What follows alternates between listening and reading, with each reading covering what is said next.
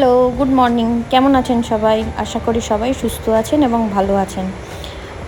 আজকের রেসিপি কাঁকড়া কষা। চলে এসেছি, লেবু আর কাঁকড়া নুন দিয়ে মাখিয়ে রেখে দিলাম। কড়াইয়ে একটু তেল দিয়ে, সরষের তেল রান্না হবে, তাই একটু নুন দিয়ে দিলাম। এবার আলুগুলোকে একে একে ভেজে নেব। সব আলু দেওয়া হয়ে গেছে, আলু ভাজাও হয়ে গেছে, এই যে সাইড করে রেখে দিলাম। এবার কড়াইয়ে দিয়ে দিলাম জিরে, শুকনো লঙ্কা আর তেজপাতা। সাথে দিয়ে দিলাম পেঁয়াজটাকেও ভাজতে হবে যতক্ষণ না ওর কাঁচা গন্ধটা চলে যায়। এবার দিয়ে দিলাম আদা আর রসুন বাটা, এটাকেও একটু ভেজে নিতে হবে যাতে এর কাঁচা গন্ধটা চলে যায়।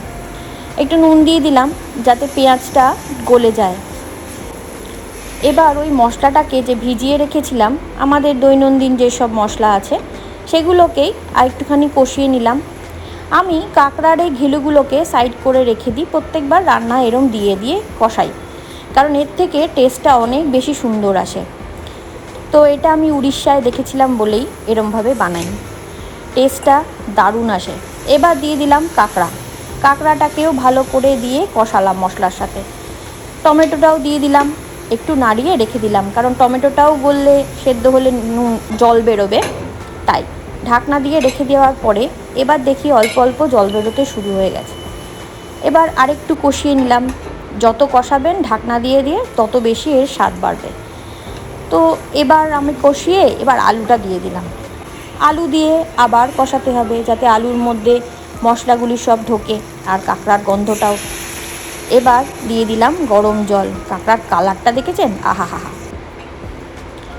ঢাকনাটা তুলে আরেকবার একটু নাড়িয়ে নেব। এই যে এবার আমি একটু চিনি দিয়ে দিলাম। আপনারা জানাবেন এইরকমভাবে আপনারা রান্না করেন কি না। আমি তো এরমভাবেই করি।